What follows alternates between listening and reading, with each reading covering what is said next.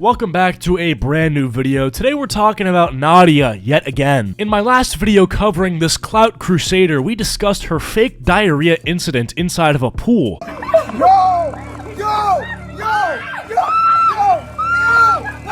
I get that the focus here is that she pooped in the pool, but why is Buddy wearing a sweater? Now, my dumbass mistakenly thought that this was the only thing she had recently done to try to go viral, when it turns out 3 months ago she went semi-viral for doing something else that I never talked about. 3 months ago, she started an OF. That is foul, okay? This is why I need to watch more wasted Nightcore edits.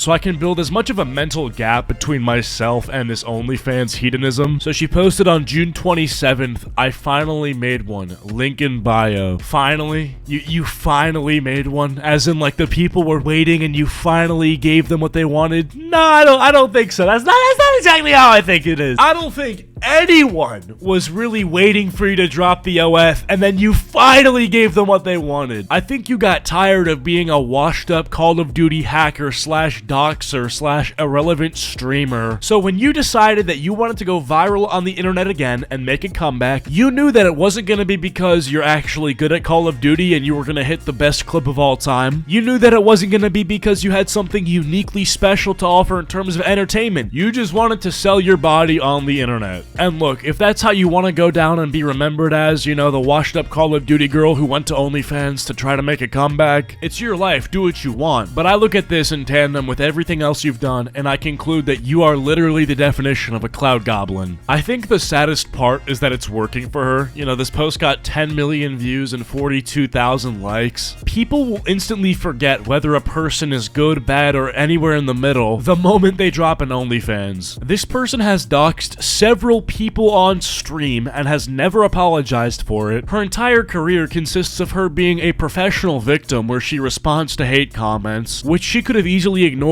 but chose to respond to them because she knew that she could farm content doing it. It's almost like you never really had much to offer in terms of entertainment, so when the times got tough, you decided to literally stoop to something that takes no talent and no effort, selling pictures of your body to fat slobs on the internet. Now, I don't know if she's doing safe for work OnlyFans or if she's getting fully undressed. Either way, the fact that she's being ambiguous about what she's posting on there is obviously meant to make you think that she's getting undressed. So yeah, I mean, just a quick message to anybody who bought it or considered buying it, just, you know, talk to someone. Look, man, I know that life gets hard and that we're encountering uncertain times, but you're not going through this alone. You have me, you have your friends, you have your support system, your family, the sexually ambiguous guy who makes you your coffee every morning. You have people in your life that don't need to see you going down this dark rabbit hole of buying an OnlyFans from Nadia. So you're not alone is what we're trying to say. Now, moving on from that, I thought about this whole thing chronologically for a second. So she did the OnlyFans back in June, and she did the diarrhea prank back in September this month. So does that mean that her OnlyFans was an epic fail? Nah, because think about it in terms of desperation, right? Yeah, doing an OnlyFans is pretty desperate, right? You're selling your body for attention and fame and money. But somehow I feel like just having people know you as the diarrhea girl is like worse. So let's put this all together, okay? Cheating at Call of Duty to get viral clips.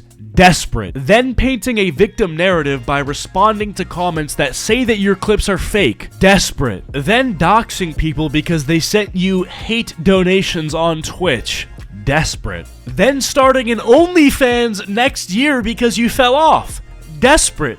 Then doing a diarrhea prank where people think that you literally pooped yourself in the pool. Like, we went from like, okay, you're kind of desperate for attention to like, you might be the most desperate person on the entire internet. Now, the inconvenient truth about becoming an OnlyFans model or an adult star is that you're now kind of part of that world of like adult content, and that does bar you from certain opportunities. If you're an adult star, you're not gonna be the next prize in a Happy Meal. You're not gonna be able to collaborate with like Lego or something like that, and that's just how this works. Now, Nadia unfortunately cannot cope with this fact, as recently she was disinvited from a certain Call of Duty event because she decided to make an OnlyFans. Call of Duty didn't invite me out to COD Next because of my bikini pics. I've never posted nude, but has continued to invite creators who post pictures like this. When I reached out weeks ago about the double standard, they dismissed it and lied. At Call of Duty, at Activision, shame. So COD Next is some Call of Duty event. I don't know much about it, but apparently it's this Call of Duty event happening in October where a lot of content creators are getting flown out by Call of Duty to play in this event. Now her tweet is saying that because she made an OnlyFans, Call of Duty will not be flying her out this year, but she's saying, well, you're flying out these other people, and look, all these men have shown skin on the internet, but when I do it, I don't get flown out to Call of Duty events anymore. This is some sexist treatment, and she's basically trying to point out a double standard in the corporate Call of Duty industry, but you have to understand there's a difference between just posting some skin on the internet and then setting up an account on OnlyFans or an OnlyFans adjacent website in order to get people to buy that content. And that's the difference between you and all of the other men that you posted. None of them have an OnlyFans. Now you might be wondering why that difference is important, because if they're posting basically the same pictures but one of them is doing it on OnlyFans and one of them is just doing it on Twitter for free, well then what's the problem? Let me give you an analogy. You have two people, both of them sell candy. One person sells candy at a candy shop. The other person sells candy at a drugstore. Which one sounds worse? Obviously the drugstore one. Nadia posting safe for work pictures on OnlyFans doesn't change the fact that she's still making money for OnlyFans and will inevitably bring new users to the site, therefore helping OnlyFans and the entire adult industry's bottom line. If you're selling candy in a drugstore, well, you have to pay a certain cut of your earnings to the actual people that own the store. And if the people that own the store sell drugs, well, whether you like it or not, you are contributing to the success of the drug sellers. Now that's my guess as to why you were not invited to this Call of Duty event. Now maybe there's some other reason involved, but this to me seems like pretty sound logic. Now anyway, I can't help but feel that when Nadia posted this, which by the way the post is now deleted, that she was being a little bit disingenuous. Like, I can't help but feel like she kind of knew the difference between what she's doing and what like Tfue and others posting shirtless pictures were doing. She's like, well, there's a double standard. Well, in order for something to be a double standard, you gotta look at two people doing the same thing and one of them gets different treatment. You're not doing what they're doing. You're not just posting yourself in a bikini with no ulterior motive like those guys were doing, or they're doing the equivalent of it, which is just being shirtless. You're saying, here's me in a bikini, and if you want more of this, go check out my OnlyFans or my OnlyFans adjacent website where you can subscribe and pay a monthly membership fee to get more content like this. I guess this is a double standard if your brain is the size of a peanut, but if you think about it for more than 3 seconds and you factor in like one drippy drop of extra context, it becomes pretty clear why these situations are very different and should not be viewed as the same. I was watching a video by Difo that's covering the same thing, and he showed this image in the video. I'm just gonna let him read this out, and then you tell me afterwards if you think that this is a double standard, or if these are just completely different things. Alright, I never do these sort of photos for this low. Since it's Labor Day and y'all have been supporting me on here like crazy, giving this photo out for the low, you get the view from behind with 3 devil emojis. Like, come on, man. Check your DMs I sent out for another massive Labor Day sale, blah, blah, blah. Who really gives a fuck? Bro, look at the bottom of this image here, okay?